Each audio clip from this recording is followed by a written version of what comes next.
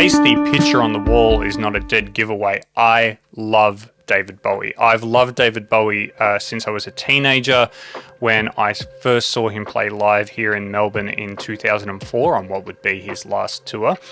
And so the album Blackstar was a real revelation for me, because not only was I a massive Bowie fan, I was also getting into a lot of the musicians that were playing on that album. So Mark Juliana, Tim Lefebvre, Donny McCaslin, I was really getting into that music. And then when I heard that they were going to be on this Bowie album, I was intrigued, to say the least, how this was going to come out. And of course the album was brilliant and has become one of the really important works in Bowie's sort of discography.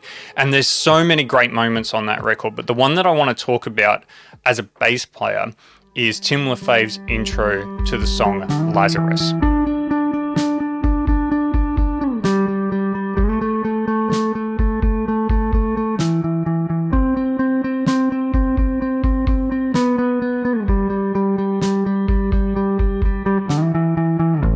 So from what I've read in interviews and in magazines and things like that, the intro to this song actually started as the outro of this song, where you can hear Lefebvre doing some of these really, really interesting kind of chord voicings, which, if I remember how some of them go,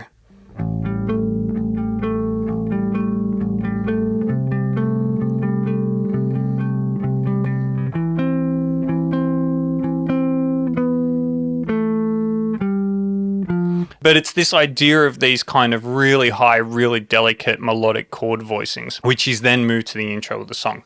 So let's have a look at how to play that intro and talk about some of the techniques and the sound that he used to really make this work. Very, very first and foremost, this line is played with a pick. So go and grab a pick. I tend to play it all downstrokes because that's a little bit more consistent for me, but by all means experiment with going upstrokes, downstrokes, see which one translates the music better for you. So the line is built around this repeating eighth note figure with chord changes on beat 3. And we're starting way high on the bass here, almost as high as I can go on my P bass here, which is 19th fret of our first string on the D. 1 and 2 and 3 and 4 and 1 and 2 and moving down to G, 12th fret, 3 and 4 and sliding up to 14th fret, 1 and 2 and 3 and 4 and 1 and 2 and then we're getting 14th fret of our second string for E, 3 and 4 and. Now I don't know whether you can see it on here, but what I've done is kind of preemptively barred this so that I can get that movement a little bit easier, because if you're kind of jumping fingers in between those frets, it's not quite as smooth. So from E, moving up to 17th fret on our first string for C, 1 and 2 and 3 and 4 and 1 and 2 and moving down to 16th fret for B, 3 and 4 and moving down to G, 12th fret, 1 and 2 and 3 and 4 and 1 and 2 and then back to that E on our second string, 3 and 4 and. Okay, that whole line together a little bit faster. Here we go. D,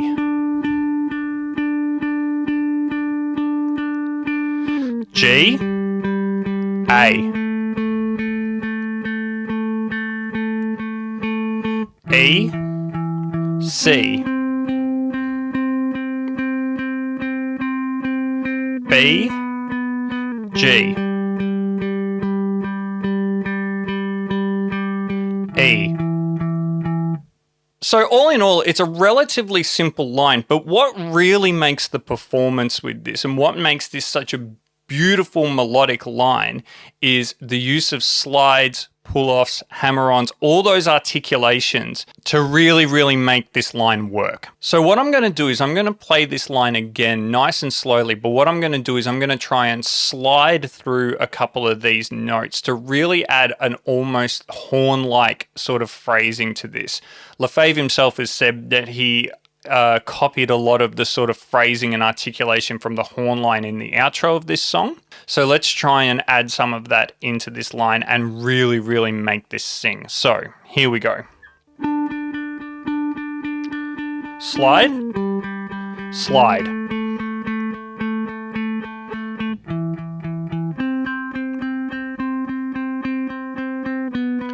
Slide, slide.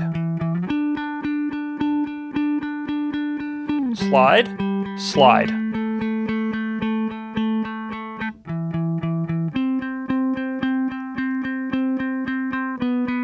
Slide, slide. So you can just hear how by adding a few slides in, it really makes this line move a little bit more, kind of makes it a little less stiff with all the eighth notes. It's a really, really effective way of making something simple sound beautiful. In terms of sound, I'm recording this in the first performance. I'm recording this with 2 lines. I'm recording this with a clean DI and with an amp line like I do all the time.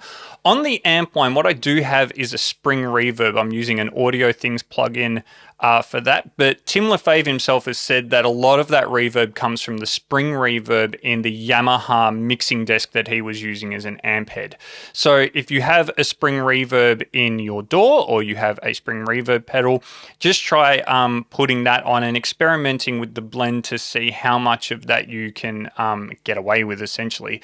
But it does add a really, really lovely sense of space and interacts so well with some of those slides and articulations to really just make this line sing. I hope you found this video useful. If you did, like and subscribe. That really, really helps me out. Other than that, have fun playing along with one of David Bowie's best songs, and I will see you next time.